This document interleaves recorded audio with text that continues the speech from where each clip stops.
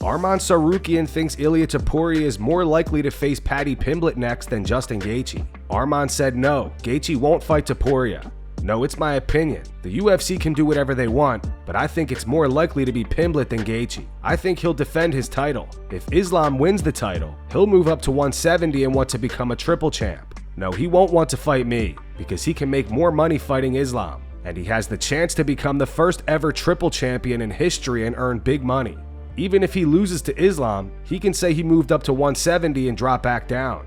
He'll have the excuse that he moved up 2 weight classes. Arman is set to grapple Benson Henderson tomorrow. Today they had a face-off. You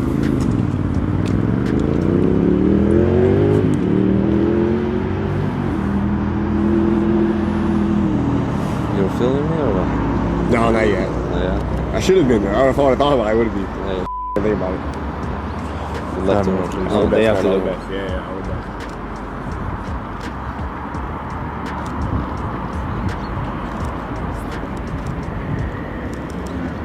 Finish. Thank you, bro. Thank you.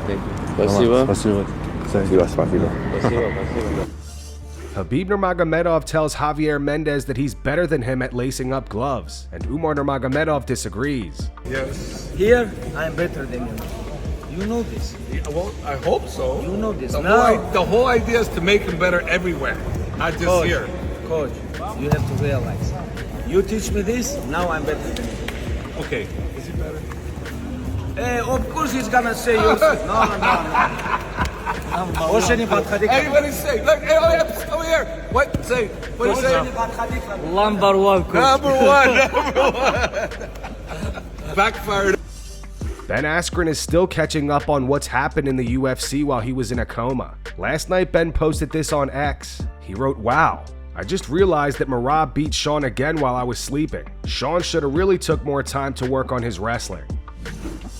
Mario Bautista is set to face Umar Nurmagomedov at UFC 321 on October 25th. He believes if he beats Umar, he's next in line for a bantamweight title shot. Speaking to MMA Junkie, Mario said, "I think it has to. If you look at it, it's going to be 9 straight wins. Getting this win, then my last 3 performances would be Aldo, Patchy, Umar. 9-fight win streak. I don't know what else you could possibly do, and I think that's exactly what Merab had. I think Merab had a 9-fight win streak, and I think he really had to fight for that title shot. Hopefully he sees that and gives me the same kind of grace, and we'll figure something out. Your next fight is always going to be your toughest fight. You have to have that kind of mindset because it doesn't get easier. You go through the UFC and you think, okay, I'm going to have an easy fight or the next one might be easy. For me, I've never thought like that or had that mindset. But just comparing him to the other guys, he's a different challenge.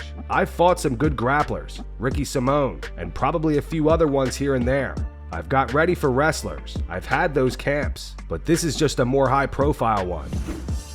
Merab Dvalishvili is hoping Mario Bautista beats Umar Nurmagomedov and agrees to fight Mario next if he does. Merab said, "I hope Bautista whoops Umar's ass, and I will fight Bautista next. He's more deserving, and Bautista's cousin's name is not Khabib. That's why he needs a 9-fight win streak to maybe fight for the belt. Some people can get a title fight after 6-fight win streak fighting nobodies, without ranked opponents." Dana White claims that he has been talking to Conor McGregor non-stop lately and believes Conor is dead serious about fighting at the White House. You know, when people talk about Conor, I'm telling you, I've been in the trenches with Conor. Conor is a guy that has fought injured. Conor is a guy that a fighter has fallen out and we slid in a stylistically bad matchup for him. He doesn't care.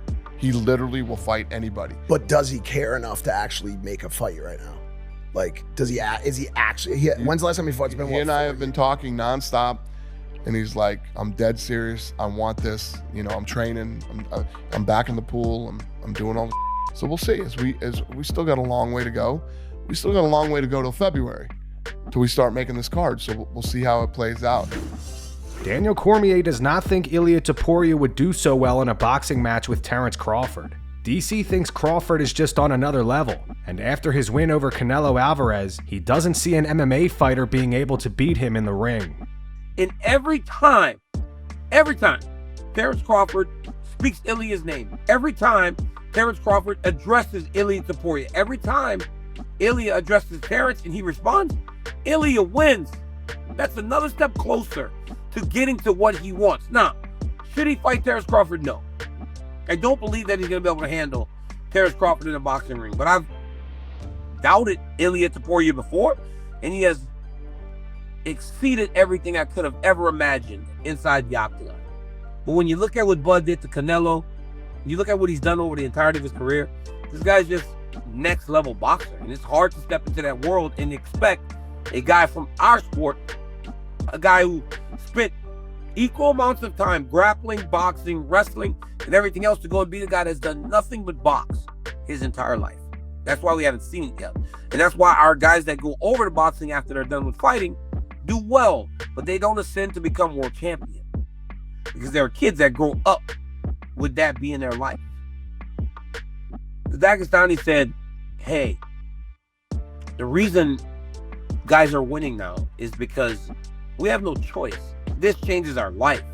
In America or other places, you have an option. Terence didn't have an option. Not in Omaha. Terence had to make this work, and he did. That's why he is who he is today. I don't know. I don't know that this fight happens, but I'm telling you guys, every time we talk about it, every time they talk each other's name, the better. Now, granted, he was on an MMA program show with Helwani, so clearly that was going to be brought up. But he's talking Ilia, and he seems annoyed by Ilia. So if I'm Ilia Topuria, I continue. I don't stop. I don't relent. I continue to speak Bud Crawford, especially when my next fight is announced, where all eyes are on me, and I'm out there promoting. I'm promoting my fight, but I'm also promoting the idea that I'm in line for a super fight in a whole different sport. TJ Dillashaw is on the same page as DC and Dominick Cruz. TJ thinks Terence Crawford is the greatest boxer of all time, and Ilia Topuria would get destroyed. How do you think Topuria would do against Crawford? Oh, in a boxing match? Crawford would destroy him. Whoa. Destroy him. You don't think Ilia Topuria would do good against Terence? Not in a boxing fight, no. Really? Do you see what Terence did to Canelo? Beat him everywhere, bro. Beat him in power, beat him in the pocket, beat him in the open. He outboxed him. Like, he's the greatest of all time. You think Terence Crawford's the greatest boxer of all time? Yeah. Wow. That says a lot coming from a guy who gives only praise when it's justified. Yeah, he's not a glazer. He does not glaze like you. Not, like you. Like you. You look like Krispy Kreme with how much you glaze. Oh, what all the you Artem Lobov reacts to Conor McGregor dropping out of the Irish presidential race. He doesn't think Conor is in the right mindset at the moment to run for president. Speaking to MMAfighting.com, Artem said running for president is something that we have spoken about all the way back in the past. One of the reasons for me to arrange a meeting with Russian President Vladimir Putin for Conor, that all had those kind of future aspirations. Running for president, you want to establish some contacts in the political world, and obviously Vladimir Putin is one of the main figures in politics worldwide. We always spoke about that. This time around, I support the decision to withdraw because I don't think Conor is in the right space right now, not in the right mindset to run for president. He has to get his ducks in a row first. We saw he pulled out of a press conference. That's not Conor. I know Conor that showed up to fight for the interim belt with no legs. Both of his ligaments were torn in both of the knees, and he was completely unable to walk and still showed up. That's the Conor I know. That's the Conor that people believe would make a good president. I agree. That Conor for sure would make a great president and would address all the issues that need to be addressed right now in Ireland. I don't think he's in the right mind frame right now to run for president. There's a lot of things he needs to fix before he can take on such an important role. I see it as a good thing, him dropping out. Dominick Cruz doesn't think Ilia Topuria has a chance to beat Terence Crawford in a boxing match. Dom wants to see them box with 4-ounce gloves and then do an MMA fight to make it more fair. Topuria versus Crawford in an MMA match would not go well for Crawford. Obviously, we know this. Like, if we can grapple you in a boxing match, there is no boxing match, it's not grappling, and there's just not as many hours on the mat.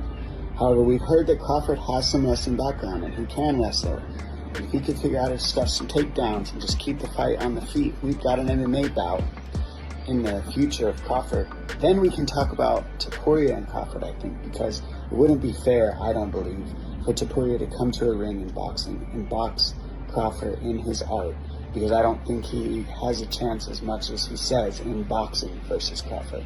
But if you did one of each, and then what if you made both fights 4-ounce gloves? Because that could change the dynamic of the boxing. with 4-ounce gloves and give Topuria maybe a little bit more of a chance for a straight boxing match. Now we're talking something to make it interesting, and there's no reason we can't do it now. You got the Sheik making these fights. He can make whatever fights he wants to, and Dana will line it up. We're seeing that with the partnership with Netflix and the viewers. 40 million views, 108 million views with Jake Paul and Tyson. When you look back, these are the craziest views on earth, and this is all happening. So there's no reason we can't make it happen. But the talk about Crawford and Topuria is interesting. It's fun, but I like it with 4-ounce gloves, and I like one fight boxing and one fight MMA. That's how I want it. Islam Makhachev recalls a time early in his career when he couldn't afford proper hand wraps and had to rely on regular tape instead. What story are you going to tell me? Coach, when I beginning, Yes. come to US, first time I came to US, and I saw when Luke Rockhold taped his hand before all training, all training session. Yeah. That time, I have the surgery in my hand, and I thinking I will make same every day, before the sparring, before the work review with the meets, and I calculate how much I spend money, and I think the regular tapes enough for me, Yeah. Now I can buy it. Now you can buy it. But you have to protect your hands, and believe it or not, I believe that you guys know better how your hand feels than the professional rapper sometimes. Because, Luke used to wrap his hands all the time. Now I have to. So you think maybe we'll see you wrap your own hands at this UFC? Maybe? No? There are special people, coach, who can do this better than me. Yeah, UFC has pretty good rappers. Luke actually wrapped his hands at some of the events himself, in the UFC events. I think, if I'm not mistaken, that he was wrapping his hands quite a bit. Luke? Yeah. Again, UFC Very well. events, yeah. Maybe. Ariel Helwani reacted to Dana White's recent comments about him on the Impulsive podcast. Ariel thinks Dana was being sarcastic when he suggested he wanted to put their feud behind them. He also reveals that when he started working for ESPN, he texted Dana to try to fix things but never received a reply. I think I heard Ariel Helwani say it once. Dude, not this again. But where are all these boxing guys 10 years serious. ago? I'm not trying to start. He said who? We just got into the last thing with him. How's he doing? He's doing well. Oh, good. He's doing well. Yeah. He's upset. He's upset that the relationship is what it is with the OC. Yeah. Yeah. I'm upset about it too. Well, maybe there's a maybe we can figure this thing out. Yeah, we should probably all get back together. I don't believe that he was being 100% sincere. I believe he was being sarcastic. And so when I see this, I kind of laugh and say, oh yeah, he's just making a joke. When he says, how's he doing now, in that tone, to me, it comes across as him saying like, where is that guy? That dude fell off. He's not relevant anymore. I couldn't care less about him. That's the way I interpreted it. Maybe I'm wrong, but that's the way I looked at it. Now, I don't feel like anything that he said there was very sincere. I think it was 99.999% sarcastic, if I'm being 100% honest. The one thing that was telling to me, or at least jumped out at me, was that usually when I'm brought up, he calls me all the names under the sun, right? Scumbag, piece of crap, this, all these things, right? He'll take his opportunity to take a shot at me. This time, he just said what you just heard him say. Is that because I'm so irrelevant to him? Maybe. Or is that because he misses me? Maybe. I don't think it's the latter.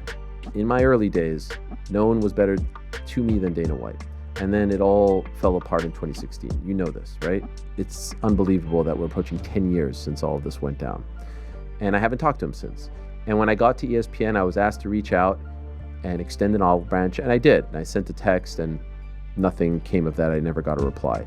And so we've never talked, and I've told you about when I left ESPN, I got a text, and I thought it was him sort of, celebrating that I was leaving, and it got very contentious and uncomfortable towards the end there. Despite all of that, if someone told me today, hey, you can bury the hatchet, I would do it. And I would only do it not because I want anything, not because I want scoops or exclusives. I'm not even in that game anymore.